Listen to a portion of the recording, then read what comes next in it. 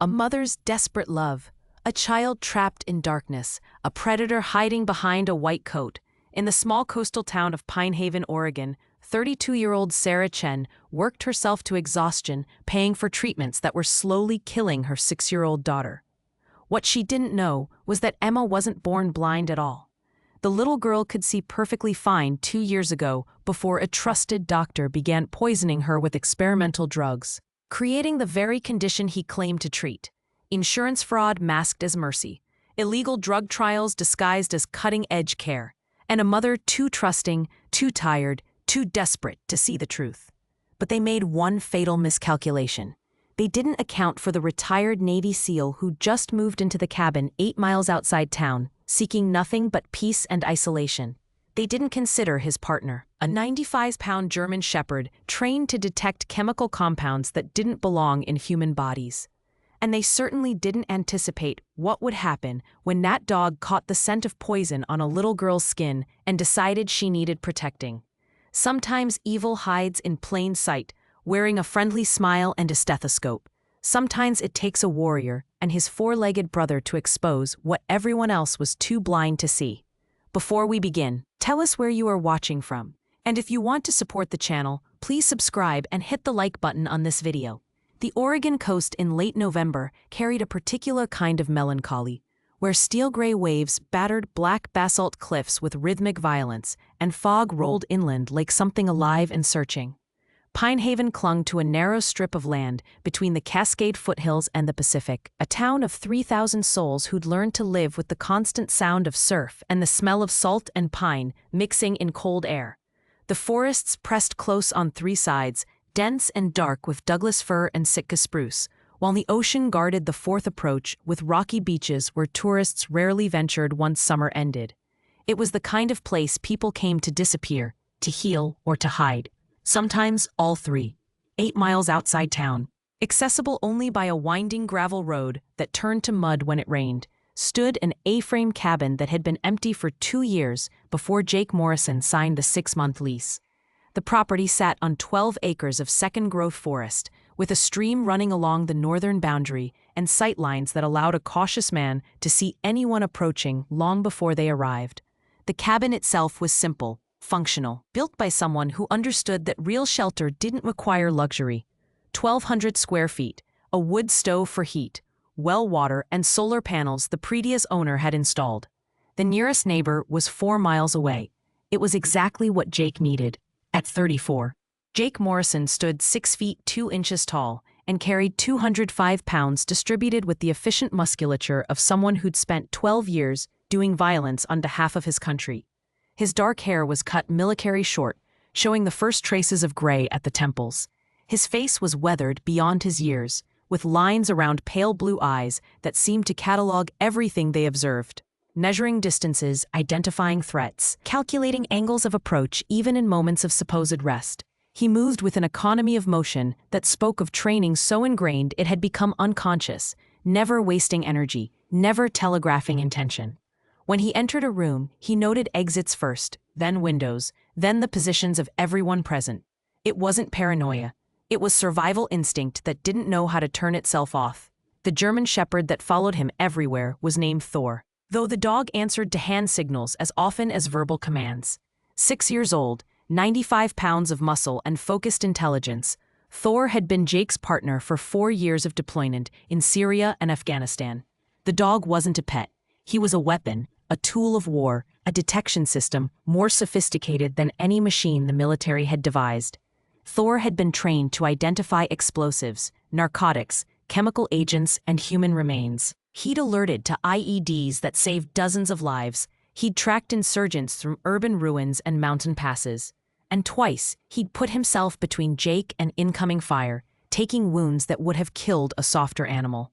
When Jake was medically retired 3 months ago, after taking shrapnel in his left leg during an operation outside Damascus, the Navy had allowed him to adopt Thor rather than reassign the dog to a new handler.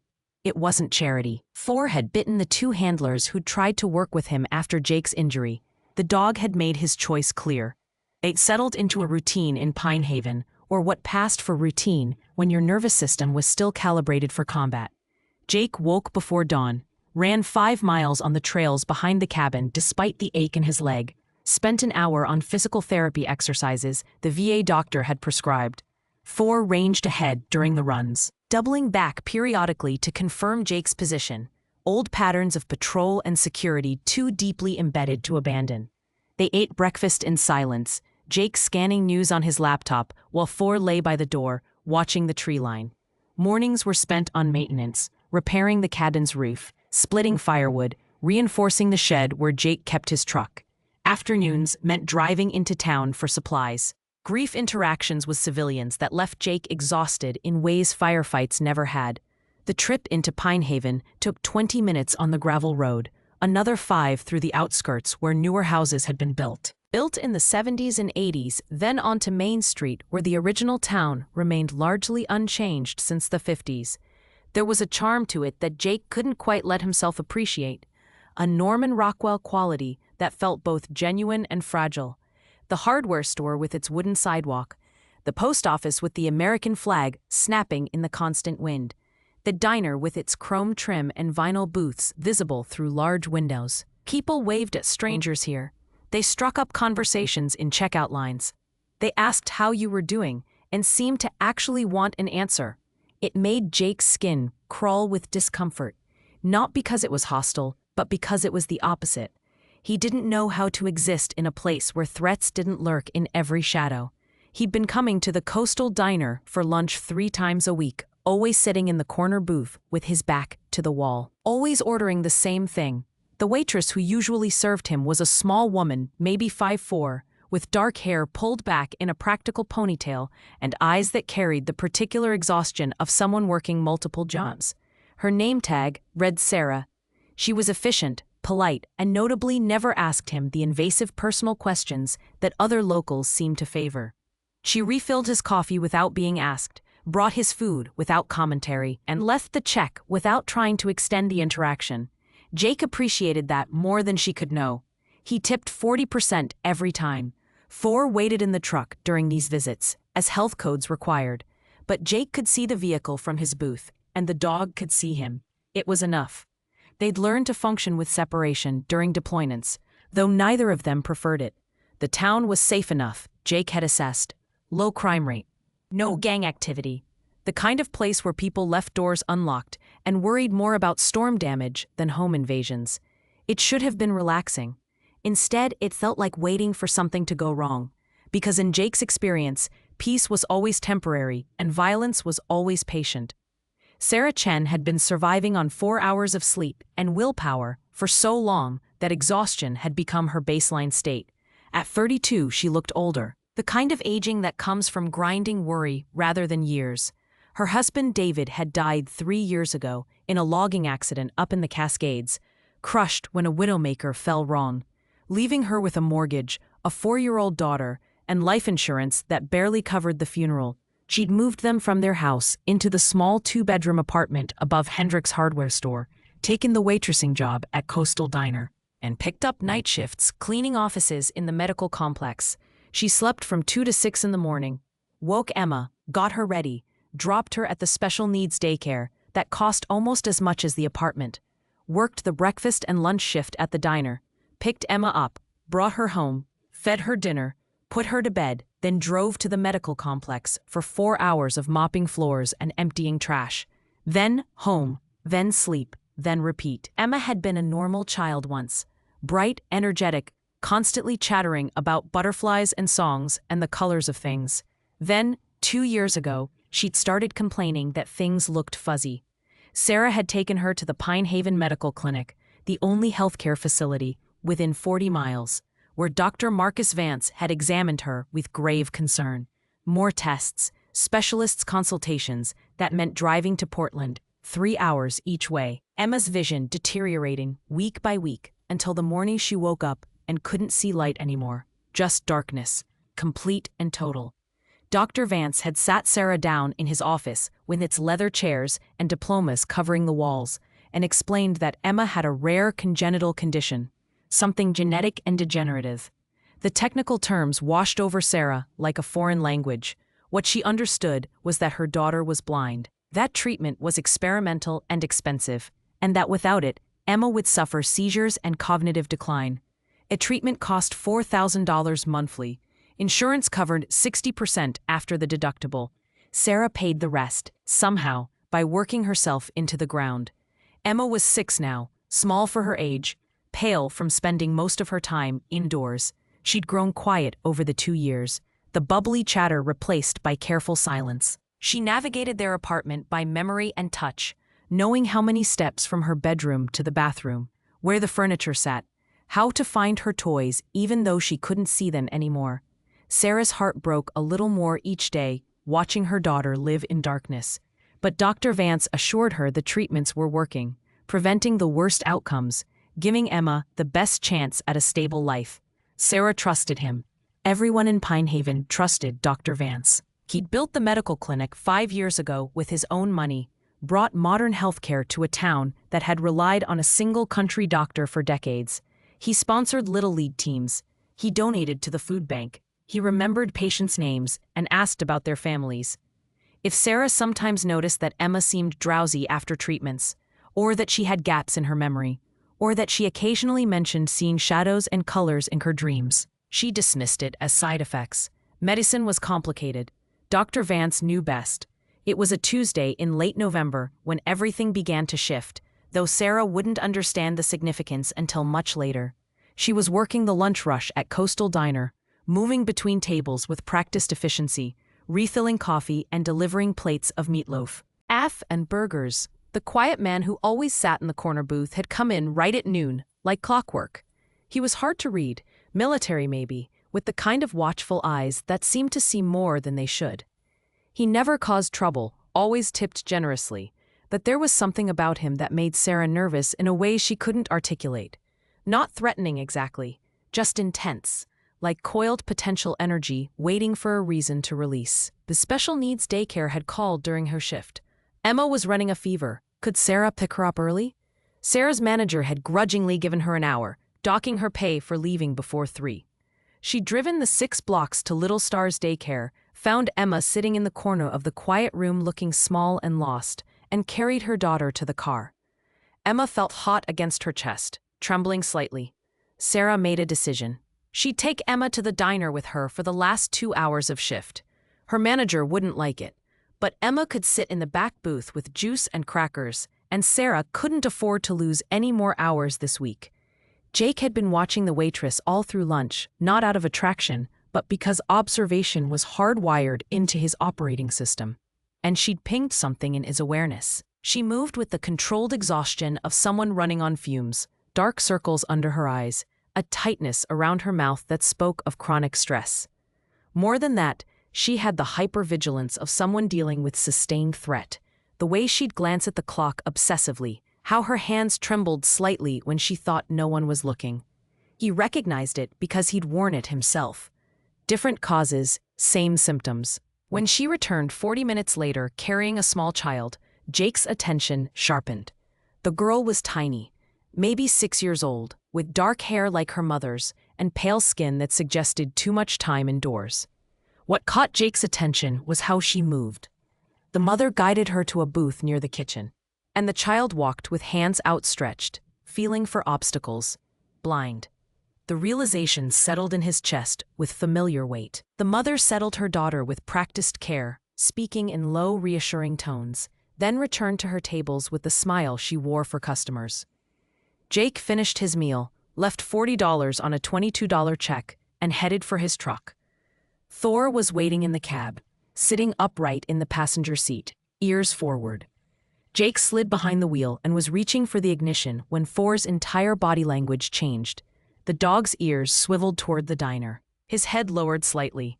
A sound emerged from his chest that Jake had heard 100 times in combat, a low, resonant growl that meant threat detected. Jake's hand moved from the ignition to the knife he kept under the seat, eyes scanning the street for whatever Thor had identified. Nothing obvious. A few pedestrians, cars parked along Main Street. Then Thor's nose lifted, nostrils working, and Jake understood. The dog wasn't reacting to visual threat. He was reacting to scent, something chemical that didn't belong. Thor had been trained to detect explosive compounds, narcotics, chemical weapons. His nose can identify substances in parts per billion. And right now, something had triggered his alert response. Jake followed Thor's line of attention back to the diner window, where the small blind girl sat in the booth, drinking juice through a straw. Thor growled again, softer this time, confused rather than aggressive. The dog looked at Jake as if asking a question. Jake's tactical mind started processing. Thor detecting chemical signature on a child. Child who was blind. Mother who looked terrified and exhausted. Small town where everyone seemed unnaturally friendly.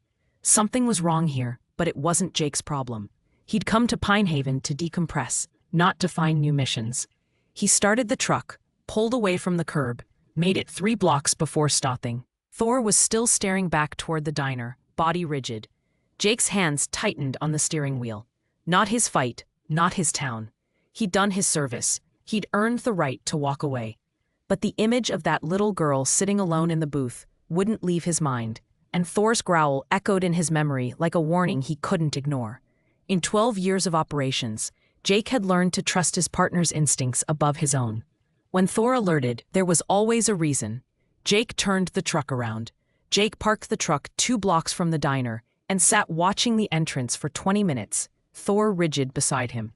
The waitress emerged at 3:15, carrying her daughter, moving quickly toward a 10-year-old Honda Civic that had seen better decades. She buckled the child into a booster seat with careful attention, then drove north toward the older section of town. Jake followed at a distance, keeping 2 cars between them, operating on instinct he didn't fully understand yet. Thor's nose remained active, testing the air even through the closed windows. The Civic pulled into a narrow alley behind Hendrick's hardware store and parked beside an external staircase leading to second-floor apartments. The waitress carried her daughter up the stairs, unlocked a door, disappeared inside. Jake drove past, circled the block, parked where he had sightlines on both the staircase and the street.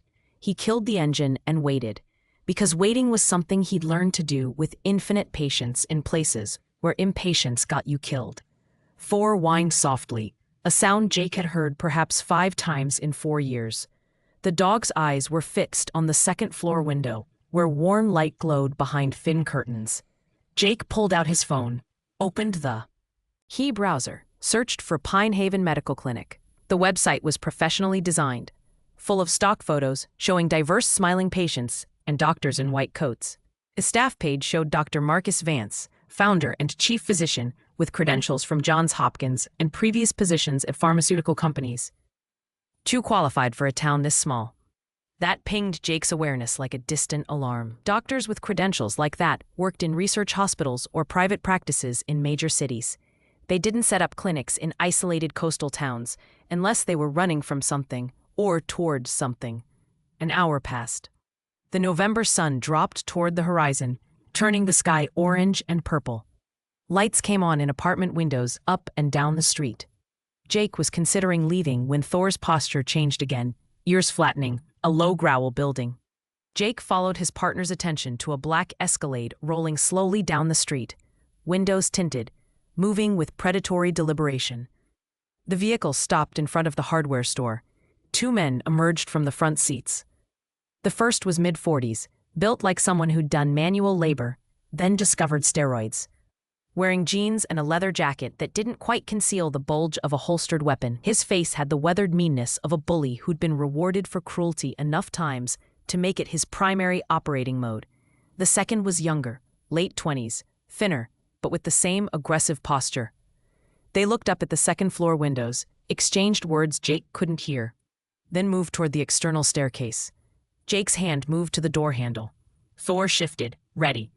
But Jake held position, watching. Not enough information yet.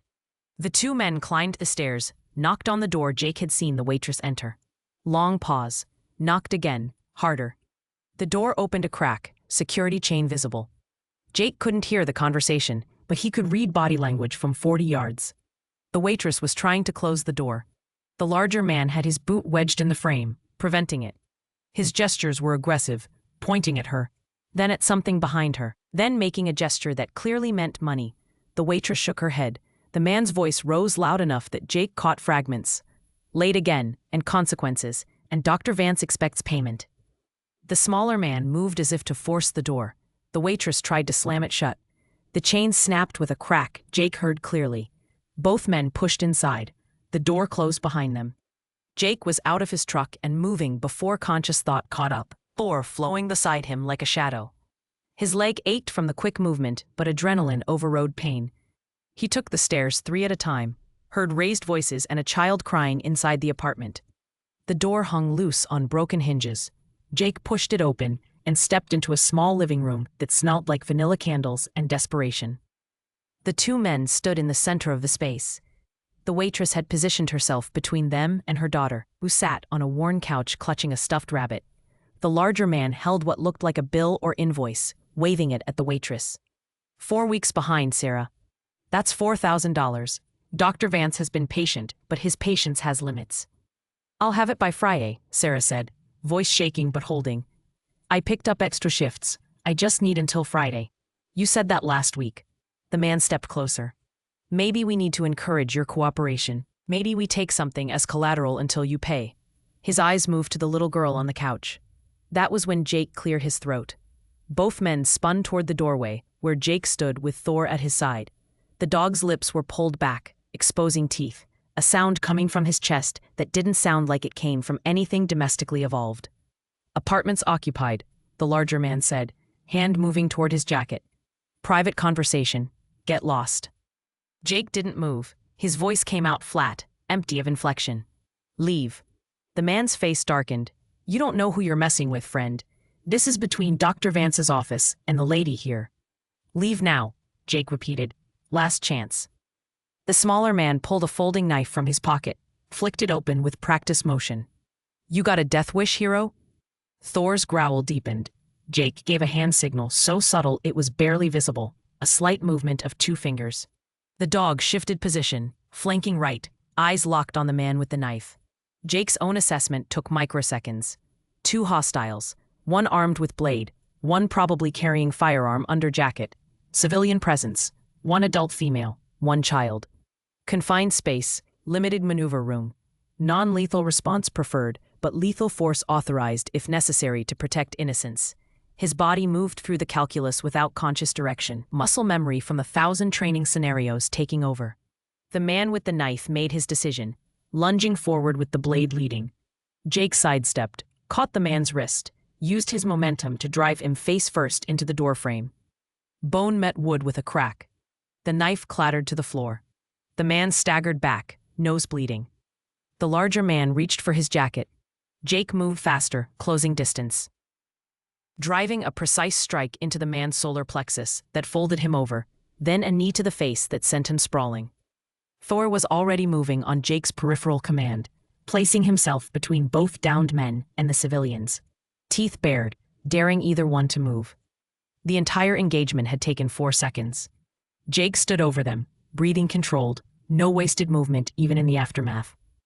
You're going to leave. Leave. You're going to tell your employer that Sarah Chen is under protection now. You're going to explain that any further harassment will be addressed directly with me. Are we clear? The larger man spat blood, looked up at Jake with new understanding. Recognition dawned behind the pain. You're military? Was, Jake said. Now I'm just a concerned neighbor. Do we understand each other? Both men nodded, helped each other stand, stumbled toward the door. The larger one paused at the threshold, looked back. You just made a serious mistake.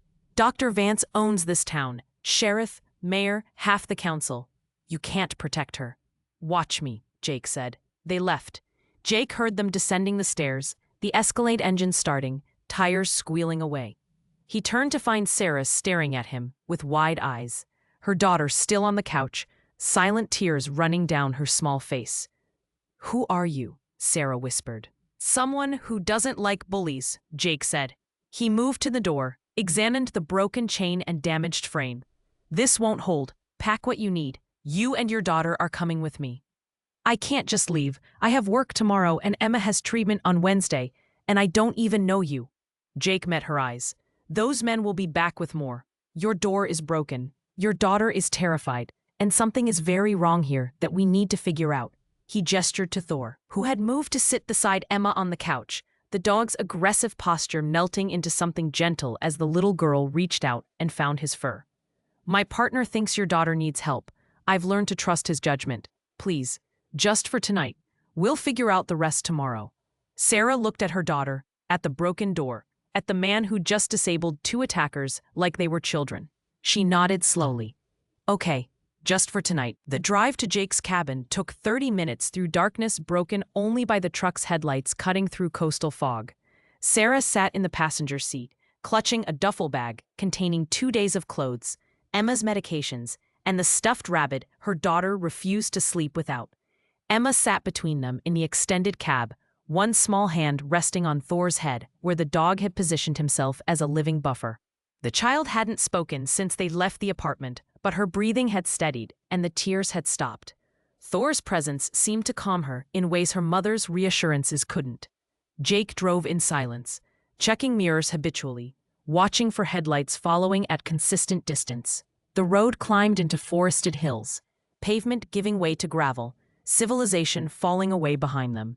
Sarah tried twice to start conversation, asking questions about who he was and why he'd helped them, but Jake's monosyllabic responses made it clear he wasn't ready to talk yet. She fell silent, exhaustion settling over her like a physical weight now that immediate danger had passed. The cabin appeared suddenly in the headlights, a simple A-frame structure that looked solid and defensible. Jake pulled around back, parked where the truck wasn't visible from the access road, killed the engine. He sat for a moment, listening to the forest sounds filtering through closed windows, checking sightlines and approach vectors from habit.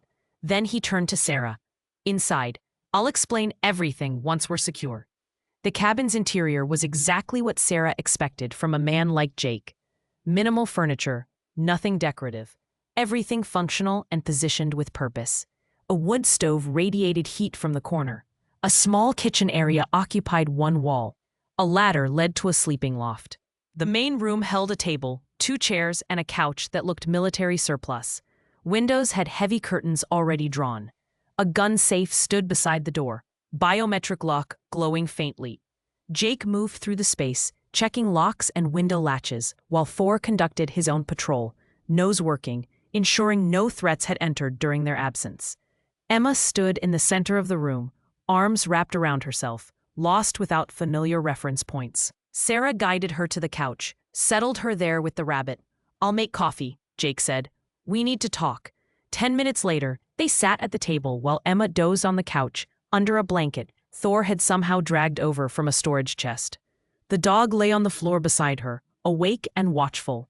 Jake had 2 laptops open, police scanner playing softly from one, newsfeed scrolling on the other. Sarah wrapped her hands around a mug of coffee that was stronger than anything served at the diner. "I need you to tell me everything," Jake said. "Start with your daughter's condition. When did it start?" Sarah began talking, the words spilling out with the relief of finally having someone to tell. Emma's vision deteriorating 2 years ago. The diagnosis of congenital blindness. Dr. Vance's treatment program. The crushing cost. The debt accumulating despite her working 2 jobs. Jake listened without interrupting, his face impassive, but his eyes were tracking details like a machine processing data. When she finished, Jake was quiet for a long moment. Then he said, "Has Emma always been completely blind, or are there moments when she seems to see things?" Sarah blinked. "She mentions shadows sometimes, colors in dreams, but Dr. Vance says that's normal. Memory and imagination compensating for lost input. Does she have gaps in memory? Drowsiness after treatments? Trouble with balance or coordination?" "Yes, but those are side effects." Dr. Vance explained it all. Sarah's voice carried defensive uncertainty. "He's been treating her for 2 years. He knows her case." Jake turned one of the laptops toward her, showed her a page of search results. Results. Dr. Marcus Vance, Johns Hopkins graduate, worked for 3 pharmaceutical companies between 2008 and 2015. Left each position under unclear circumstances. No malpractice suits on record, but several sealed settlements. Opened Pine Haven Medical Clinic 5 years ago with private funding. That's a strange career trajectory for someone with his credentials. Sarah stared at the screen, confusion mixing with the first threads of fear. "What are you saying?" "I'm saying something doesn't add up." Jake pulled up another page, medical journal articles about congenital blindness. Genuine congenital blindness doesn't develop at age 4. It's present from birth or very early infancy. Vision loss at 4 years old suggests acquired pathology, trauma, tumor, infection, or toxicity. Dr. Vance did tests, scans. He showed me the results. Did you understand them? Sarah's silence was answer enough. Jake continued, voice gentle but relentless. My partner, Thor, was trained to detect chemical compounds, explosives, narcotics, chemical weapons. This afternoon in town, he alerted on your daughter. Something in her system that shouldn't be there. I don't know what yet, but dogs like Thor don't make mistakes about scent. The coffee mug trembled in Sarah's hands. That's impossible. The only chemicals Emma is exposed to are her medications, which Dr. Vance prescribes, which you pay cash for, which have no generic equivalents or pharmacy records because they're supposedly experimental. Jake's voice remained calm, but his words cut like surgical instruments. Sarah, I think your daughter isn't sick. I think she's being poisoned. The mug slipped from Sarah's fingers, hit the table, spilled coffee across the scarred wood. Her face went white. No, that's insane. Dr. Vance has been helping her. He's been trying to save her. Has he? Or has he been creating a condition he can then charge you to treat? Jake pulled up more screens, financial records he'd accessed through methods Sarah didn't want to know about. Pinehaven Medical Clinic has diagnosed 14 children with rare conditions in the past 2 years. All require expensive ongoing treatment, all paid partially out of pocket because insurance doesn't fully cover experimental protocols. Do you see the pattern? Sarah saw it. The implications crashed over her like cold water, drowning her in horror. 2 years of trust.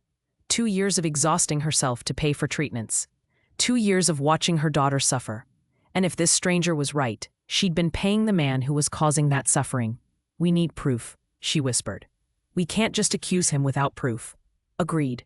Jake was already typing, accessing databases, pulling up contacts from his previous life. First step is getting Emma's blood tested by an independent lab, not locally. I have contacts at the VA hospital in Portland who owe me favors. We can have results in 48 hours. He paused, looked at Sarah directly.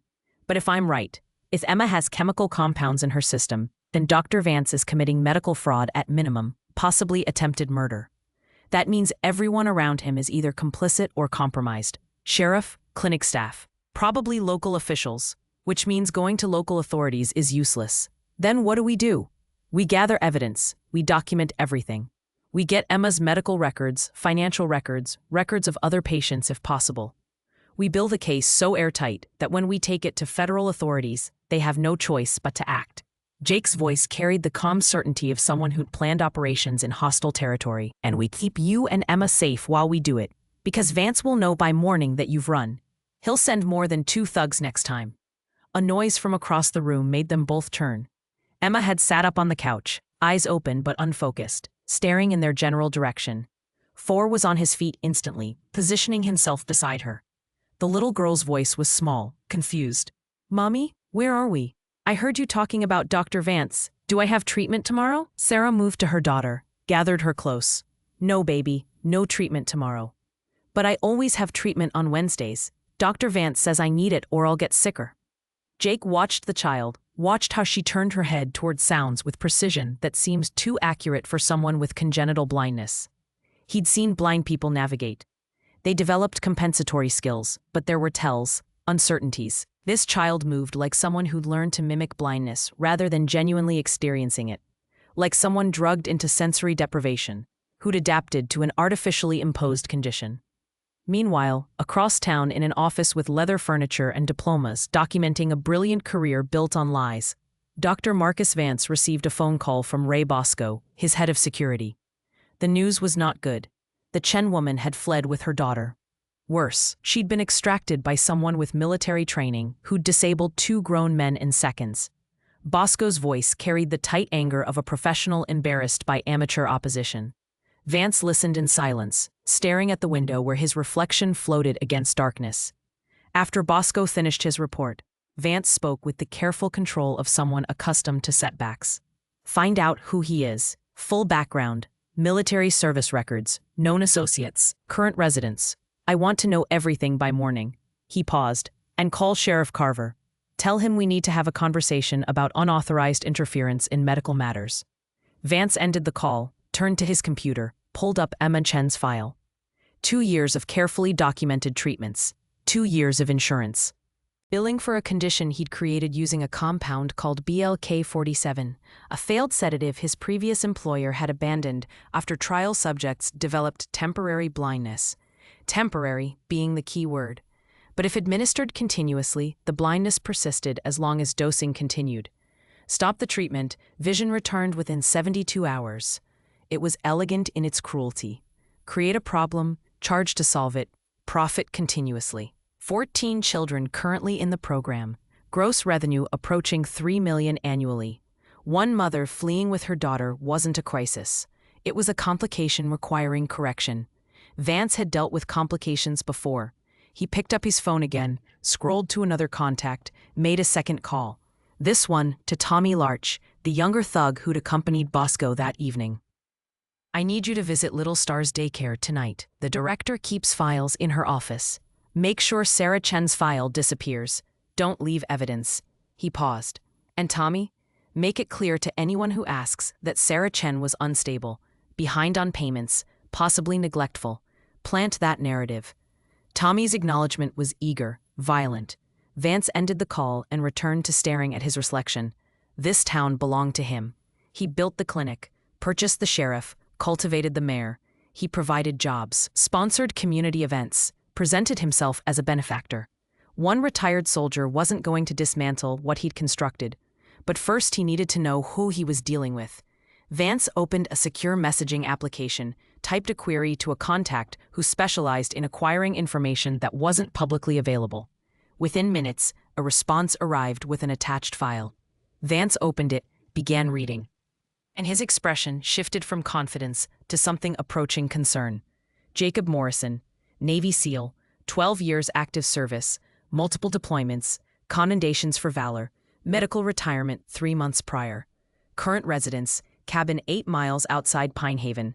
Known associate, military working dog, specialized detection training.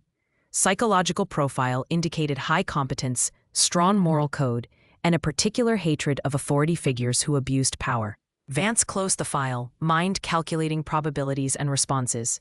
This wasn't a random Good Samaritan. This was a trained operator who'd inserted himself into a situation he didn't understand, but was clearly capable of investigating, which meant the timeline had just accelerated. Evidence needed to disappear, witnesses needed to be silenced or discredited, and Jake Morrison needed to be removed from the equation before he became a genuine threat. Jake woke at 0430, body clock still calibrated to military schedules. He'd slept on the floor beside the couch, where Sarah and Emma had taken the only bed in the loft, Thor positioned at the base of the ladder, where he could monitor both floors simultaneously.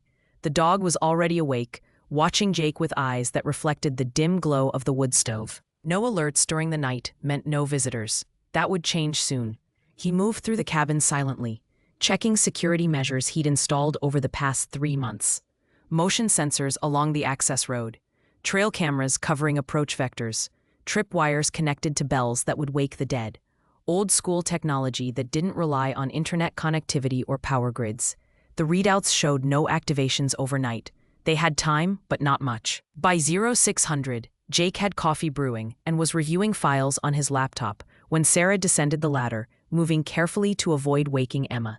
She looked like she hadn't slept, dark circles even more pronounced, but her eyes held something different than yesterday. Not just exhaustion now. Anger. "I've been thinking," she said quietly, accepting the coffee Jake offered. "If you're right about Dr. Vance, then I need to see Emma's medical records. The actual files. Not the summaries he shows me during appointments. I have a right to those records. Requesting them officially will alert him that you're investigating. We need them without him knowing." Jake pulled up a map of Pine Haven on his screen. The clinic closes at 6. Security system is basic, contracted through a local company. I can bypass it, but we need to know the internal layout and where records are stored. "I cleaned offices at the medical complex for 8 months last year," Sarah said, "including the clinic. Dr. Vance's office is 2nd floor, northeast corner. There's a records room adjacent, digital files backed up on a server in a closet. I had to clean around it. Jake looked at her with new assessment. You're sure? I memorized every inch of that building while I was mopping floors and wondering how I'd pay next month's rent. Bitterness edged her voice. If he's been lying to me, if he's been hurting my daughter for money, I want to see the proof myself. Tonight then, we go in after midnight, get what we need, get out. Jake was already planning the operation, muscle memory from dozens of similar infiltrations in foreign countries, adapting to domestic circumstances. But first, we need to get Emma's blood drawn and sent to Portland. I have a contact at the VA who'll run a full talk screen, no questions asked. Movement from the loft drew their attention. Emma appeared at the ladder's edge, feeling her way down carefully. Thor moved to the base, positioning himself as a safety net. The child reached the floor, turned toward where her mother's voice had come from. Mommy, I'm hungry, and I feel weird. Sarah moved to her daughter, knelt down. Weird how, baby? I don't know. Like everything is fuzzy, but different fuzzy than usual. Emma's small hands reached out, found her mother's face. And I keep seeing things. Ings, shapes, but Dr. Vance says I can't see anything, so I must be imagining it. Jake and Sarah exchanged glances. What kind of shapes, Emma? Jake asked gently. The child turned toward his voice with surprising accuracy. Like shadows moving, and colors sometimes, but they're blurry. It started yesterday. It's probably because I missed my treatment. She paused, voice dropping. Am I getting sicker? No, sweetheart, Sarah said, voice thick. I think you might be getting better. 3 hours later, Jake returned from a drive to the next town over, 20 miles down the coast, where he'd found a walk-in clinic staffed by a nurse practitioner who'd asked no questions when he paid cash for a blood draw. The vials were packed in a cooler with ice packs, labeled with false names, ready for transport. Jake had already arranged for a courier to pick them up and drive them to Portland. Results would be back in 48 hours.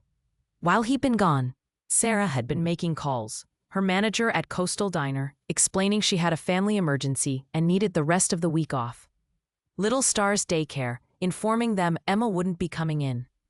The lies came easier than she'd expected, lubricated by growing rage at how many lies she'd been fed for 2 years. It was 1400 when Thor's growl brought both adults to full alert. The dog stood at the front window, body rigid, staring down the access road. Jake moved beside him, pulled the curtain back an inch. A sheriff's department cruiser was making its way up the gravel road, moving slowly, light bar dark but purpose clear. Take Emma to the loft, Jake said quietly. Stay there until I tell you it's safe. Sarah didn't argue, gathered her daughter, climbed the ladder. Jake watched them disappear, then moved to the door, Thor at his side. He waited until the cruiser pulled up outside, waited until the driver's door opened and a man emerged. Sheriff Dale Carver, 50 pounds overweight and 20 years of small-town authority written across his face. He hitched his belt up, adjusted his hat, walked toward the cabin with the swagger of someone who'd never been seriously challenged. Jake opened the door before Carver could knock. Stood in the frame, blocking entry, 4 visible behind him. Help you, Chef? Carver stopped 3 feet away, eyes taking in Jake's posture, the dog, the clear message that he wasn't invited inside. Jake Morrison, right? Heard you were renting old Peterson's cabin. Wanted to stop by, welcome you to Pinehaven. Make sure you're settling in okay. Settling fine. Anything else? Carver's friendly expression didn't shift, but his eyes went flat. Funny thing happened yesterday. Sarah Chen, one of our local waitresses, seems to have disappeared. Missed work this morning. Daughter didn't show up at daycare. Neighbors say 2 men visited her apartment yesterday evening, and shortly after, there was some kind of disturbance. Then Sarah and her daughter vanished. You wouldn't know anything about that, would you? Don't know any Sarah Chen, Jake said evenly. Don't know anything about disturbances.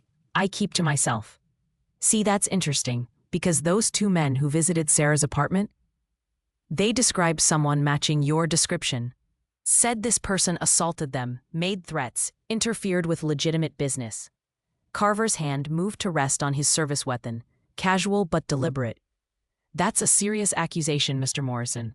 Assault, terroristic threatening. Could be looking at felony charges. Those men tell you what their business was? Tell you they broke into a woman's home? Threatened her child? They were recovering a debt owed to Dr. Vance's clinic. Legal collection activity. Carver stepped closer. Dr. Vance is an important member of this community. He provides essential medical services. When people don't pay their bills, collection is necessary. That's not a crime. Interfering with that collection is. Jake didn't move, didn't react. I think we're done here, Sheriff. I think we're not. Carver's voice hardened. I'm going to need you to come with me, answer some questions downtown. We can do this easy or hard, your choice. You have a warrant? Don't need a warrant to bring someone in for questioning. Actually, you do, or probable cause for arrest. Got either of those? Jake's voice remained flat, but his eyes carried the kind of coldness that came from places where authority meant nothing and violence was the only currency. Because if you don't, you're trespassing on private property, and I'm well within my rights to ask you to leave. Carver's face flushed red. His hand tightened on his weapon. You threatening an officer of the law? Stating facts. You want to arrest me, show me a warrant. Otherwise, leave. The standoff lasted 10 seconds, 15. Carver was accustomed to people backing down, accustomed to his badge and gun being enough. But Jake had faced down insurgents and warlords and men who killed for sport. A corrupt small-town sheriff didn't register on the threat scale. Thor's low growl underscored the message. Carver stepped back, hand dropping from his weapon. You're making a mistake, Morrison. Dr. Vance is a powerful man. He's got friends, important friends. You're nobody, some washed-up soldier playing hero. That doesn't end well for you. We'll see, Jake said, and closed the door. He watched through the window as Carver returned to his cruiser, made a show of speaking into his radio, then drove away. Jake waited until the vehicle disappeared down the access road before moving to the loft ladder. He's gone. For now. Sarah descended, Emma held close. He's going to come back, with more people. They're not going to let this go. I know. Jake was already moving to his laptop, pulling up files. Which is why we accelerate the timeline. We go into the clinic tonight, get the records, and we contact someone I know who can bring federal oversight before Vance and his people can shut us down completely. Who? An investigative journalist named Grace Whitmore. She's been tracking medical fraud cases across Oregon for the past 2 years. She has sources, she has credibility, and she doesn't scare easily. Jake pulled up a contact file, showed Sarah a photo of a woman with short red hair and intense eyes. If we can give her evidence, she can publish before Vance knows what's happening. Once the story is public, he can't make it disappear. And federal authorities will have to respond. Sarah looked at the photo, then at her daughter, who sat on the floor with Thor, small fingers buried in the dog's fur. Emma's eyes were closed, but she seemed to be tracking sounds in the room with increasing precision. How do we contact her? I already did. She's driving down from Portland. Should be here by 1800. Jake pulled up another screen. Security camera feeds from town. But I'm seeing increased activity around your apartment. Sheriff's deputies, Vance's security people. They're looking for you. They know you're with me, which means they're going to try something soon. As if summoning it by speaking, Thor's head snapped toward the window. His ears flattened. A sound emerged from his chest that Jake had heard only in combat situations. Not the growl of alert. The growl of imminent threat. Jake moved to the window, looked down the access road. 3 vehicles were approaching. The black Escalade from yesterday, Sheriff Carver's cruiser, and a white van with no markings. They were coming fast, no longer bothering with pretense. Loft. Now, Jake said. There's a rifle up there. If anyone comes through that door who isn't me, you shoot them. Understand? Sarah's eyes went wide, but she nodded, grabbed Emma, climbed. Jake moved to the gun safe, punched the code, retrieved a handgun and spare magazines. He didn't want this. He'd come to Pinehaven to escape violence. But violence had found him anyway, and there were people who needed protecting. Some things didn't change, no matter how far you ran. The vehicle stopped 50 yards out. Doors opened. 6 men emerged, all armed. Ray Bosco led them, flanked by Tommy Larch and 4 others Jake didn't recognize. Sheriff Carver stayed in his cruiser, watching but not participating directly. Plausible deniability. Bosco's voice carried across the distance. Morrison, send Sarah Chen and her daughter out. Do that and we leave. Don't, and we come in. You don't want this fight. Jake opened the door, stepped out with Thor at his side. His voice carried the calm certainty of someone who'd calculated the odds and accepted them. "You come through that door, some of you don't leave. Are you willing to die for Dr. Vance's money?" The question hung in the cold air. 6 armed men against 1. Normally those were bad odds, but Jake wasn't normal, and 4 wasn't just a dog. Every man in that group could see it in their posture, in the way they held space like it belonged to them. Bosco hesitated, just for a second. That hesitation told Jake everything. These were thugs and bullies, not soldiers. They'd hurt people who couldn't fight back, but facing someone who could, that changed the equation. Then headlights appeared at the base of the access road, a sedan, moving fast. It pulled up behind the other vehicles. A woman emerged, red hair visible even in fading daylight. Grace Whitmore. She held up a phone, started recording. "Grace Whitmore, Portland Tribune," she called out. "I'm documenting this for publication. Anyone who wants to explain why 6 armed men are threatening a military veteran and a civilian woman with a child, I'm all ears." The dynamic shifted instantly. Bosco looked at Carver. Carver looked at the journalist. No one had expected witnesses. No one had expected documentation. Bosco made his decision, gestured to his men. "We're leaving. But this isn't over, Morrison." They retreated to their vehicles, drove away. Carver followed last, his cruiser rolling slowly past Grace's sedan with the kind of stare meant to intimidate. She stared back, phone still recording. Jake waited until they were gone, then waved Grace toward the cabin. She approached carefully, phone down but eyes sharp. "Jake Morrison? Yeah, you made good time. You said it was urgent. You said it involved medical fraud and endangered children." She looked at the cabin, at Thor, at Jake himself. "So convince me I didn't waste the drive." "Come inside," Jake said. "We'll show you everything." Grace Whitmore sat at Jake's table with her laptop open, recording device positioned between herself and Sarah, taking notes with the methodical precision of someone who'd learned that details mattered in court. She was 41, compact and athletic, with green eyes that tracked everything and missed nothing. She'd spent the past 3 years investigating healthcare fraud across rural Oregon after her younger sister died from a misdiagnosed condition at a clinic that turned out to be billing for treatments never provided. That loss had transformed her from general assignment reporter to someone with a mission that bordered on obsession. Sarah talked for 30 minutes straight, recounting Emma's deterioration, the diagnosis, the treatments, the crushing debt. Grace didn't interrupt, just listened and recorded, occasionally making notes. When Sarah finished, Grace turned to Jake. "You said your dog detected chemical compounds. Explain that." Jake gestured to Thor, who lay beside Emma on the couch. The child had fallen asleep against the dog's side, one small hand clutching fur. Thor was trained in chemical detection for 4 years of active deployment. Explosives, narcotics, chemical weapons, toxins. His nose can identify substances in parts per billion. Yesterday he alerted on Emma. Something in her system that doesn't belong. "You're saying you think she's being drugged. I'm saying her symptoms don't match congenital blindness. Vision loss at age 4, drowsiness, memory gaps, but also occasional visual perception she's been told to dismiss as imagination. That profile matches chemical-induced sensory deprivation, not genetic pathology." Grace pulled up files on her laptop, turned the screen toward them. "Dr. Marcus Vance. I've had his name flagged in my research for 18 months. He worked for Hexagon Pharmaceuticals from 2012 to 2015, developing a sedative compound called BLK-47. Clinical trials were terminated after subjects developed temporary blindness as a side effect. Vance was let go shortly after. The compound was never approved, but the research disappeared into sealed files." Sarah's face went white. "Temporary blindness? Reversible if dosing stops. Permanent if continued long-term beyond 18 months. Grace's voice was clinical, but her eyes held fury.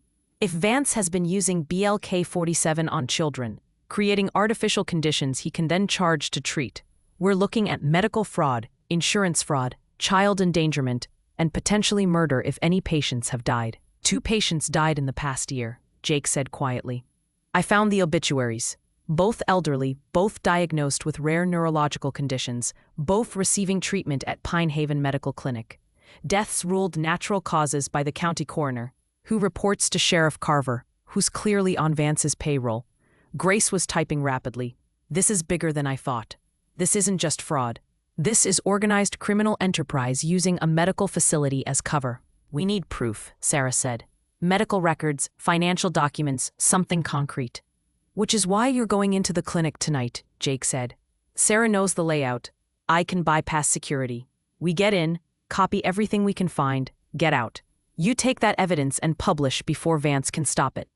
Grace considered for a long moment.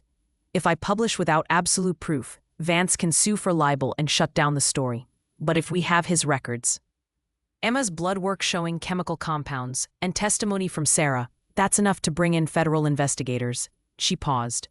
I need to make a call first. I have a contact at the FBI's Portland field office who handles healthcare fraud. If I can get him here with a warrant, anything we find becomes admissible evidence. How long? He's off duty tonight, but I can reach him. If he moves fast, he could be here by morning, with a federal warrant. That gives us legal cover. Jake shook his head. By morning, Vance will have moved or destroyed evidence. Carver probably called him the minute they left here. We go tonight, or we lose our window. Then we document everything with photo and video, Grace said. Legally inadmissible, but publishable. Once the story breaks, FBI has to respond. Public pressure forces their hand. They spent the next 2 hours planning. Sarah drew detailed maps of the clinic's interior from memory. Jake identified entry points, security vulnerabilities, exit routes. Grace prepared her equipment, cameras, backup drives, encrypted cloud storage for immediate upload. Emma woke briefly, complained that her head felt strange, then fell back asleep against Thor. The dog hadn't left her side since they'd arrived, some instinct in his training recognizing her as protected asset. At 2200, Grace made her call to the FBI contact. The conversation was brief, urgent. She hung up looking frustrated. He can't get a warrant tonight without probable cause. Best he can do is be ready to move when we have evidence. He'll wait for my call. Then we do this without him, Jake said. Grace, you stay here with Sarah and Emma. If we're not back in 2 hours, or if anyone approaches the cabin, you call FBI and drive straight to Portland. Don't try to help, just run. Clear? Clear, Grace said, then added, You're going alone?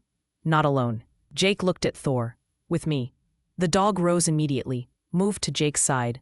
The transformation was instant, from gentle companion to tactical asset. His ears were forward, body coiled, eyes tracking Jake's smallest movements for direction. Sarah stood, moved close to Jake.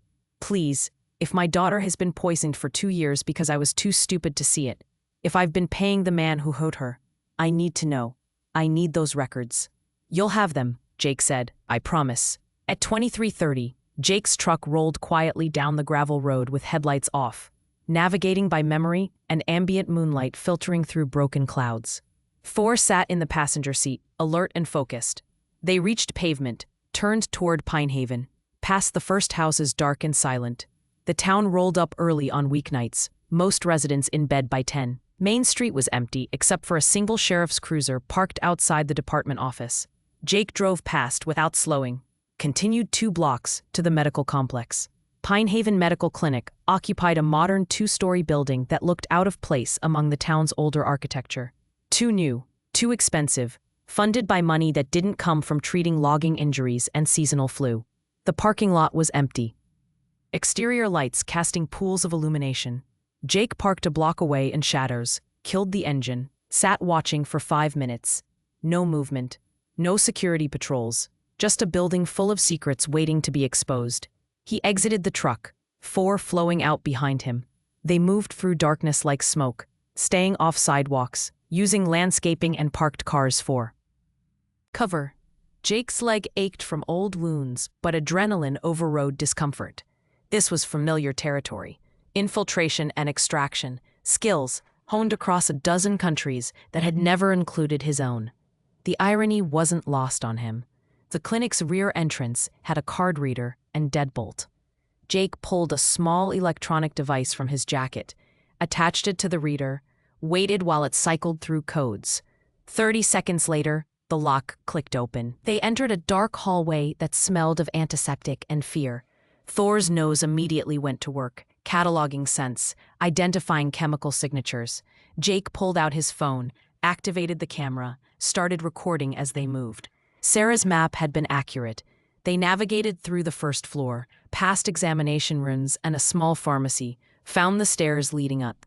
Second floor was administrative, offices for staff, and at the northeast corner, Dr. Vance's personal domain. The door was locked with a more sophisticated system, biometric reader. Jake bypassed it with a blade, forcing the mechanism. Less elegant, but functional. The door swung open. Vance's office was exactly what Jake expected. Expensive furniture, framed diplomas, photos showing Vance with local officials and grateful patients. A desk with a computer, locked. File cabinets, also locked. But Sarah had mentioned the records room adjacent, and that door was ajar. They entered a space dominated by server racks and file cabinets, digital records backed up with physical copies, belt and suspenders approach. Jake moved to the nearest terminal, found it password protected. He pulled out a USB drive, loaded with software designed by people who didn't officially exist, plugged it in, watched the screen flicker as programs ran. 2 minutes later, he had access. Patient files, hundreds of them. Jake pulled up Emma Chen's record, started copying. 2 years of treatment notes, diagnostic imaging, prescription logs. He photographed everything with his phone, while the USB drive copied data. Then, he started cross-referencing other patient names Sarah had mentioned. 14 children, all diagnosed with rare conditions within the past 2 years. Treatment costs ranging from $3,000 to $6,000 monthly. Insurance billing that maxed out coverage, then shifted to cash payments. Four's low growl brought Jake's head up. Footsteps in the hallway. Multiple people, moving with purpose. Jake's tactical mind processed instantly. They'd been expected. Vance had anticipated this move, set a trap. The earlier confrontation at the cabin had been misdirection, drawing them into overconfidence. Jake yanked the USB drive free, pocketed it, killed the computer screen, moved to the door, assessed the hallway. 4 men approaching, led by Ray Bosco, all armed. No way out through the front. Jake turned to the window, looked down. Second floor, 20-foot drop to pavement. Survivable, but not ideal. Guard, Jake whispered to Thor. The dog positioned himself between Jake and the door, body low, ready. Bosco's voice came from just outside. We know you're in there, Morrison. Buildings surrounded. Sheriff's department covering all exits. You're trapped. Come out now, we can negotiate. Keep hiding, this ends badly for you. Jake scanned the room, calculating. Server racks could provide cover. File cabinets could be used as barriers. But this wasn't a defensible position for extended engagement. He needed egress, needed to get the evidence out, even if he didn't make it himself. He pulled out his phone, sent a quick text to Grace. Compromised. Evidence on USB drive. If I don't return, drive is taped under driver's seat of my truck. Get it to FBI. Protect Sarah and Emma. Her response came immediately. On my way. 10 minutes. That changed the equation. Jake just needed to hold position for 10 minutes. He could do that. He'd held positions against worse odds in worse places. He moved to position file cabinets as barricades, creating angles of fire that would force attackers into a fatal funnel. Thor watched him work, understanding without words that violence was coming. The door burst open. Ray Bosco entered first, weapon raised. Jake dropped him with a single shot to the leg. Non-lethal, but incapacitating. The man behind Bosco returned fire, rounds punching through drywall. Thor launched himself at the shooter's gun arm, 95 pounds of trained aggression, hitting with the force of a missile. The man went down screaming, weapon clattering away. Jake advanced, cleared the doorway, found 2 more men in the hallway retreating. Down, Jake commanded. Thor released, returned to his side. They moved forward together, warrior and weapon, pushing the attack because defense was death in close quarters. The 2 men in the hallway fired wildly, panic overriding training. Jake's return fire was precise, controlled, years of muscle memory guiding his hands. Both men dropped, wounded but alive. Then Sheriff Carver appeared at the stairwell, service weapon drawn. Drop it, Morrison. You're under arrest for breaking and entering, assault, attempted murder. Jake kept his weapon trained on Carver. Step aside, Sheriff. This is over. The evidence is already gone. FBI will have it within the hour. You can arrest me, but that doesn't stop what's coming. You're bluffing. Am I? Grace Whitmore has been recording everything from her car outside. Patient files showing systematic fraud. Financial records proving conspiracy. Your career is over, Sheriff. Question is whether you want to add murdering a veteran to your charges. Carver's weapon trembled. In his eyes, Jake saw the moment of calculation. The moment when a corrupt man had to decide if he was also a killer. The answer came in Carver lowering his weapon, stepping aside. Jake and Thor moved past him, down the stairs, through the clinic, out into night air that tasted like freedom. Grace's sedan was indeed parked across the street, phone visible recording everything. Jake ran to his truck, Thor leaping into the cab. Engine roared to life. They were moving before Carver could change his mind. The drive back to the cabin took 15 minutes at speeds that ignored every traffic law. Jake kept checking mirrors, watching for pursuit. None came. Either they were regrouping or they'd accepted that the game had changed. He pulled up to the cabin, found Sarah and Emma standing outside with Grace, bags packed. "We need to move," Grace said. "I called my FBI contact. He's mobilizing a team, but we need to get you all somewhere secure until they arrive. I have a safe location in Portland." "No," Jake said. "We finish this tonight. Vance is still free. His records might be compromised, but he can still run, still disappear. We need him in custody before he ghosts. How do you propose we do that?" Jake pulled out his phone, dialed a number from memory. After 3 rings, a voice answered. "Morrison, been a while. I need a favor, Captain. Federal favor. I'm sitting on evidence of major medical fraud, child endangerment, police corruption. I need U.S. Marshals in Pinehaven, Oregon within 2 hours." There was a pause. Then, "Send me everything you have. If it's solid, I'll make calls." Jake forwarded files from the USB drive. "It's solid. Then they're already on their way." The U.S. Marshals arrived at 0340, 3 black SUVs rolling into Pinehaven with federal authority that superseded every local badge and jurisdictional boundary. They came with warrants, with backup from FBI's Portland field office, with forensic accountants and federal prosecutors who'd been briefed on the evidence Jake had transmitted. By 0400, Marcus Vance was in custody, extracted from his estate in handcuffs while cameras recorded every moment.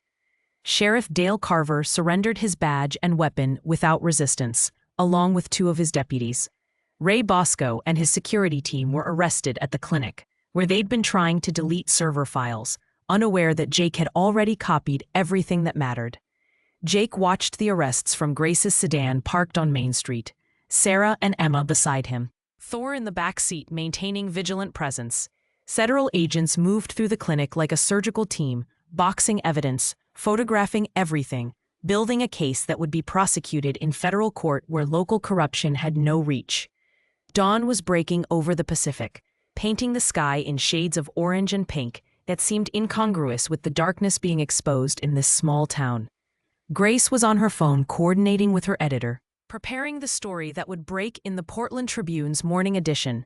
She'd been recording and photographing since the Marshals arrived, documenting the fall of a man who'd built an empire on the suffering of children. Her voice carried the satisfaction of someone who'd spent years chasing this kind of justice. Sarah held Emma close, the child awake now and strangely alert. Emma's eyes were open, tracking movement through the sedan's window with increasing precision. She pointed suddenly at the federal agents moving equipment from the clinic. "Mommy, I can see them. I can really see them. Not shadows, actual people." Sarah's breath caught. "Baby, what do you mean?" "Everything's still blurry, but I can see light and shapes and colors. Real colors, not dream colors." Emma turned to her mother, and for the first time in 2 years, their eyes met with genuine focus. "Why can I see now? Did Dr. Vance fix me?" Saya pulled her daughter against her chest, tears streaming down her face. "No, baby. He was never fixing you. He was hurting you, and now he can't hurt you anymore." Jake watched the moment with the uncomfortable awareness of someone who'd facilitated healing but didn't know how to accept gratitude for it. Grace ended her call, turned to him. "Blood work came back from your VA contact. Emma's system is saturated with a compound matching BLK-47's chemical signature. Levels consistent with daily dosing over extended period. The toxicologist said if she'd continued treatment another 6 months, the damage would have been permanent. Grace paused, measuring her words. You saved her life, Jake. You know that, right? Jake didn't respond, just watched federal agents lead Dr. Vance to a waiting vehicle. The man who'd presented himself as a healer, who'd built trust through charm and prudential, looked smaller now, diminished. His expensive suit rumpled, his silver hair disheveled, his face carrying the expression of someone realizing that consequences had finally arrived. An FBI agent approached the sedan, knocked on the window. Grace rolled it down. The agent was mid-40s, carrying the professional competence of someone who'd worked complex cases for decades. His badge identified him as Special Agent Chen. No relation to Sarah, but the coincidence of names drew a tired smile from her. Ms. Whitmore, Mr. Morrison, Miss Chen, we're going to need formal statements from all of you. The evidence Mr. Morrison obtained will require verification and chain of custody documentation, but preliminary review suggests it's comprehensive enough to support multiple federal charges. He looked at Sarah. We've also identified 13 other children who were receiving similar treatment. Medical teams are being dispatched to examine them immediately. Your daughter's case is what broke this open, but she wasn't alone. Sarah's voice was barely a whisper. 13 other children? And 2 elderly patients who died under suspicious circumstances. We're exhuming bodies for toxicology analysis. If their deaths were caused by Vance's treatments, we're looking at murder charges. Agent Chen's expression was grim. This investigation is going to take months, possibly years, but I can promise you that everyone involved will be prosecuted to the full extent of federal law. What about Emma? Sarah asked. What happens to her now? We have pediatric specialists standing by. They'll examine her, determine the extent of damage, develop a treatment protocol for recovery. Based on the toxicologist's report, cessation of BLK-47 dosing should result in gradual vision restoration over the next 2 to 3 weeks. She may experience some residual effects, but prognosis is good. Emma had been listening quietly. Now she spoke up, voice small but clear. Will my eyes work right again? Will I be able to see like before? Agent Chen knelt to her level, met her eyes. The doctors think so, sweetheart. It might take a little time, but yes, you're going to be okay. The federal presence in Pine Haven continued through the morning. News crews arrived from Portland, Seattle, San Francisco. Grace's story broke online at 6:00, went viral within an hour. By noon, Pine Haven Medical Clinic was national news. The story had everything media loved: innocent children, corrupt authority, military veteran turned reluctant hero, and a dog whose nose had detected evil that humans had missed. Jake hated every second of the attention. He'd given his statement to federal agents, turned over all evidence, explained his actions in the flat tactical language he'd used in dozens of debriefings. When reporters tried to approach him, he declined comment and retreated to his truck with Thor. He wanted to leave, return to his cabin, resume the isolation he'd sought when he'd first come to this town. But Sarah had asked him to stay, at least until Emma was examined by the specialists. He couldn't refuse. The pediatric team arrived at 1100, set up in a conference room at the town's small hotel. They examined Emma for 2 hours, running tests, taking samples, documenting everything. Jake waited in the lobby with Sarah, Grace, and Thor. Sarah couldn't sit still, pacing in small circles, her exhaustion competing with adrenaline and hope and residual terror. Finally, a doctor emerged. She was 50s, gray hair pulled back, carrying the calm authority of someone who delivered both good news and bad news often enough to know how to navigate both. Emma is going to make a full recovery, she said without preamble. The compound in her system is already metabolizing now that dosing has stopped. Her vision is returning incrementally. Within 3 weeks, we expect near-complete restoration. There may be some sensitivity to light, some occasional blurring, but nothing permanent. Cognitively, emotionally, physically, she's resilient. Children are remarkably good at healing when given the chance. Sarah collapsed into a chair, hands over her face, body shaking with sobs that were equal parts relief and rage and grief for 2 years stolen. Grace sat beside her, offered silent support. Jake stood awkwardly nearby, uncertain how to help, until Thor moved to Sarah and rested his head on her knee. The gesture was simple, instinctive, and somehow perfect. Sarah's hand found the dog's fur, held on like Thor was the only solid thing in a world that had just revealed itself to be built on lies. The doctor continued. We're recommending follow-up care with specialists in Portland. The state is covering all costs as part of the criminal restitution process. Emma will need counseling as well, to process the trauma of what was done to her. But she's strong. She's going to be okay. Over the next several hours, the full scope of Vance's operation became clear. 14 children total, ages 4 to 9, all diagnosed with rare conditions requiring expensive ongoing treatment. All treatments were variations of BLK-47, sometimes mixed with other compounds, customized to create specific symptoms. Blindness, seizures, cognitive impairment, motor dysfunction. Whatever condition Vance could make look legitimate enough to justify billing. Insurance fraud totaling over $8 million across 3 years. And the 2 elderly patients who died, both showing lethal levels of sedatives in tissue samples taken during autopsy review. Dr. Marcus Vance would spend the rest of his life in federal prison. Sheriff Dale Carver and his complicit deputies faced charges of corruption, conspiracy, and obstruction. Ray Bosco and his security team were looking at assault, intimidation, and accessory to fraud.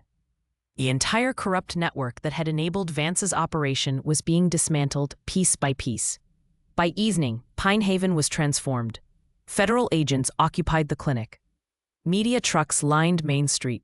Residents emerged from homes to watch their town's dark secret being exposed to daylight. Some were horrified.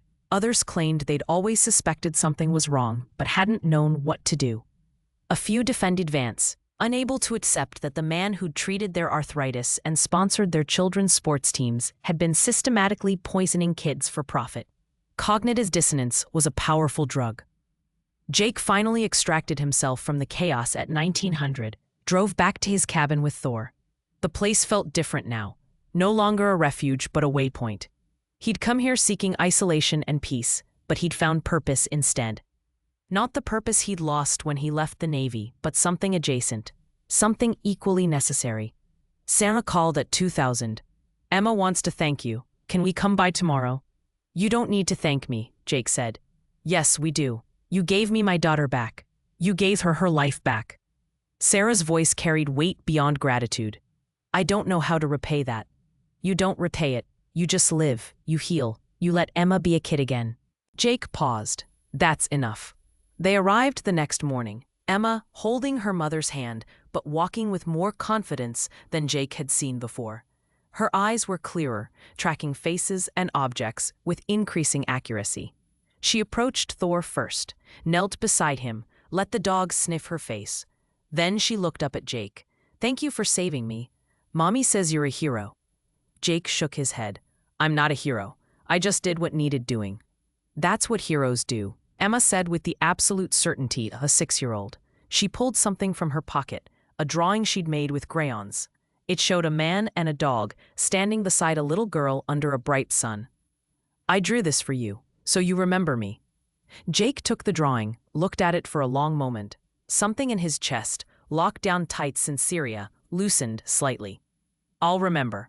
Sarah stepped forward, handed him an envelope. The FBI says there'll be restitution payments from Vance's seized assets. It'll take time, but eventually we'll get back what he stole. I wanted you to know, when that happens, I'm paying back every cent you spent helping us. That's not necessary. It is to me. Sarah met his eyes.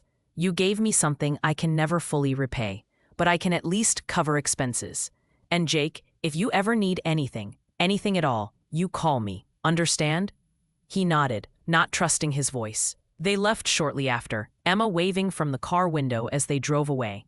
Jake stood watching until they disappeared, then looked down at Thor. Guess we did some good here, partner.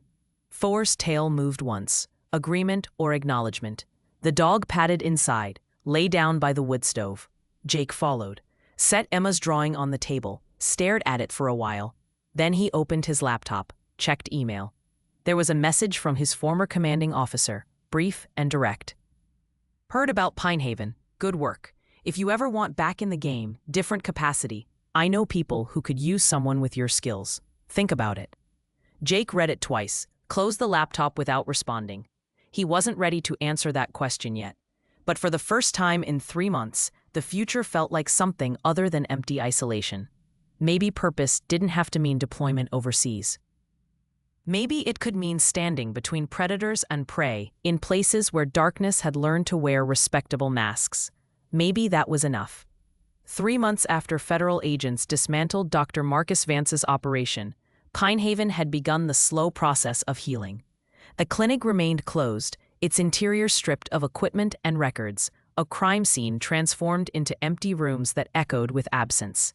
The building would eventually be sold, the proceeds directed toward restitution for victims. In its place, a legitimate medical practice had opened 2 blocks away, staffed by physicians who'd been vetted by state oversight and operated under federal monitoring. Trust had to be rebuilt from foundation up, one honest interaction at a time. Sarah Chen had returned to work at Coastal Diner, but only the morning shift now. The restitution payments had started coming through. Compensation for 2 years of fraudulent billing. It wasn't enough to erase what had been stolen, the time and innocence that could never be recovered, but it was enough to let her breathe, enough to let her sleep more than 4 hours, enough to let her be present for Emma in ways she hadn't been able to manage when exhaustion was her constant companion. Emma herself had transformed in those 3 months. Her vision had returned fully, the blurriness fading week by week, until one morning she'd woken up and announced that she could see the individual needles on the pine tree outside their apartment window. She'd started first grade at Pinehaven Elementary, joining classmates who accepted her without question because children possessed a capacity for moving forward that adults often envied. She was in therapy twice weekly, processing trauma that she didn't fully understand yet but would carry forever. The therapist said she was resilient, adapting well, learning to separate the fear that had been imposed on her from the world as it actually existed. She asked about Jake Morrison every few days. When would they see him again? Could they visit? Could Thor come to their apartment? Sarah had answers that were true but incomplete. Jake was around. She'd see him at the diner occasionally, but he kept his distance. Not from coldness, but from something else. A discomfort with connection, maybe. Or a belief that his role had been temporary and connection would only complicate the natural ending of their story. Sarah understood it intellectually, but Emma didn't. To a 6-year-old, heroes who saved you became part of your life permanently. That was how stories were supposed to work. Grace Whitmore's investigative series on the Pinehaven medical fraud case had won her a regional journalism award and job offers from 3 major newspapers. She turned them all down, choosing instead to stay independent, continuing her focus on healthcare fraud across rural communities. The Vance case had opened doors to sources nationwide, other journalists, federal investigators, victims who finally felt safe coming forward. She'd become a clearinghouse for information about medical corruption, and her phone rang daily with tips and leads. She visited Pinehaven monthly, checking on Sarah and Emma, maintaining the relationships that had formed during those intense few days when everything had hung in balance. On a Friday morning in early March, Jake sat in his usual corner booth at Coastal Diner, coffee cooling in front of him while he read news on his phone. Sarah refilled his cup without being asked, left the check, started to walk away. Then she paused. Ed turned back. Emma wants to know if you and Thor would come to her birthday party next week. She's turning 7. Small thing. Just a few kids from school. Cake and games at our apartment. Sarah's voice carried carefully maintained casualness. I know you're not big on social situations, but it would mean a lot to her. You're kind of her hero. Jake looked up from his phone, met Sarah's eyes.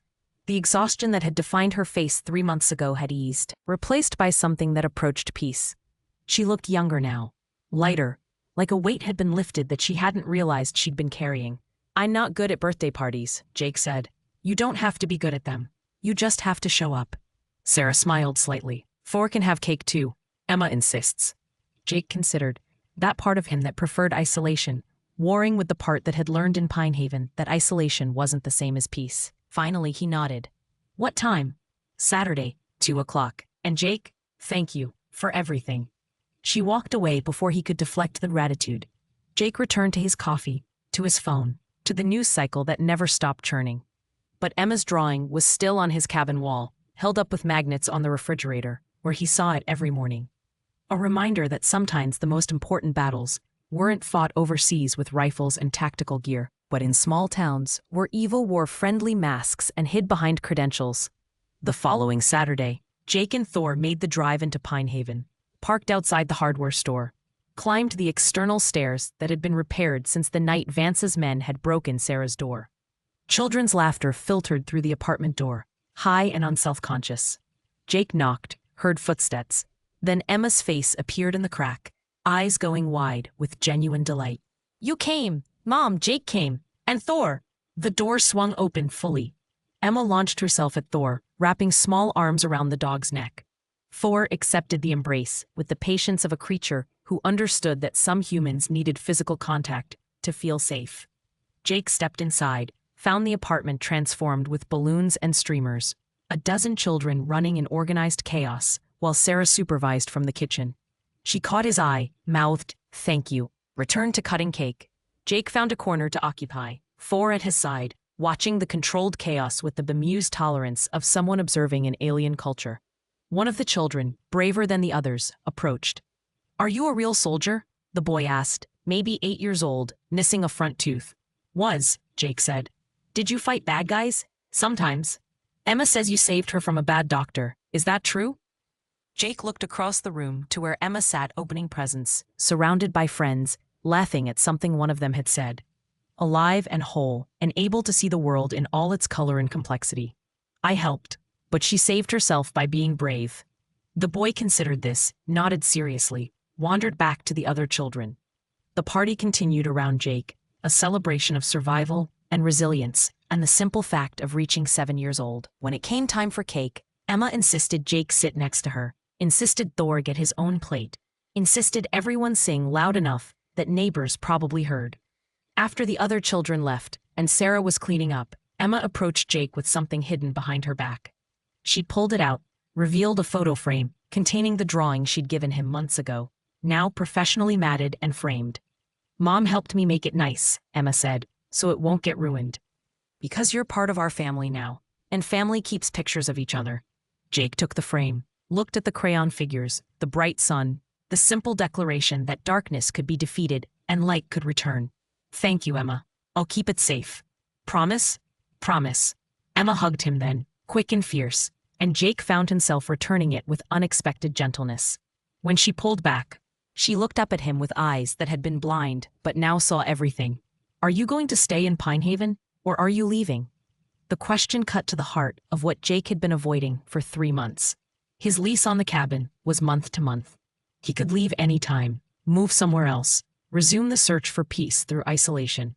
But standing in this apartment, watching this child who'd survived something that would have broken adults, he realized that maybe peace wasn't something you found by running. Maybe it was something you built, one connection at a time, in places where people needed someone willing to stand between them and darkness.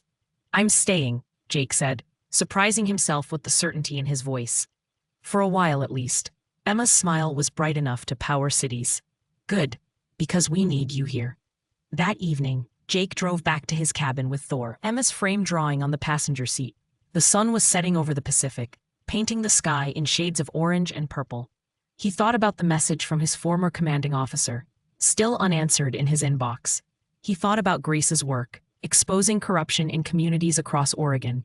He thought about Sarah's gratitude, and Emma's resilience, and the 14 other children who were healing because someone had decided to act instead of looking away. His phone buzzed with a text from Grace. "Got a lead on a situation in Brookings, possible elder abuse at a care facility. Interested in taking a look?" Jake stared at the message for a long moment. Thor watched him, patient and knowing. Finally, Jake typed a response. "Send me the details. Because maybe this was the answer he'd been searching for since leaving the service. Not isolation, not escape, but purpose redirected. Not fighting overseas, but fighting here, in places where people were vulnerable and predators operated in shadows. Someone had to stand in the gap. Someone had to be willing to see what others missed or ignored. Someone had to care enough to act when action was costly and dangerous. Jake had spent 12 years protecting people who lived thousands of miles away, people he'd never meet, defending abstract concepts like freedom and security. But there was something more immediate, more visceral, about protecting people whose faces you knew, whose stories you carried, whose gratitude you couldn't deflect or dismiss. Sarah and Emma weren't abstractions. They were real, present, and alive because Jake had decided that their fight was his fight. Thor's head rested on Jake's leg, warm and solid. The dog had been his partner through combat, through injury, through the difficult transition to civilian life. Now Thor would be his partner in this new mission, detecting threats that hid behind respectability, alerting to dangers that most people walked past without noticing. "We've got work to do, partner," Jake said quietly. Thor's tail moved once. Agreement, readiness, the unspoken understanding between warrior and weapon that duty didn't end just because the battlefield changed. Jake opened his laptop, pulled up Grace's files on the booking situation, an assisted living facility with unusually high mortality rates, families reporting missing belongings and medication discrepancies, local authorities dismissing complaints as normal for elderly care. The pattern was familiar, the red flags obvious to anyone trained to see them. He spent the next 2 hours researching, building a preliminary assessment, identifying entry points for investigation. By the time he finished, it was past midnight. The cabin was silent except for the wood stove's crackle and Thor's steady breathing. Jake stood, stretched his leg that still ached when weather turned cold, looked at Emma's drawing, now mounted on the wall beside his tactical gear. The juxtaposition was striking. Instruments of violence and symbols of innocence, side by side. But maybe that was the point. Maybe the whole purpose of developing the capacity for violence was to protect innocence from those who'd weaponize cruelty for profit. Maybe warriors didn't stop being warriors just because they left the service. They just found new battles, closer to home, equally necessary. Jake's phone buzzed again. Sarah, this time. "Emma wants Thor to come to show and tell at her school next week. Says she wants to tell her class about the hero dog who saved her. Would you be okay with that?"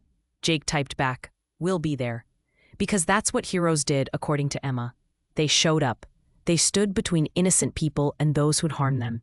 They did what needed doing, even when it was uncomfortable, even when gratitude was hard to accept, even when the cost was high and the recognition was low.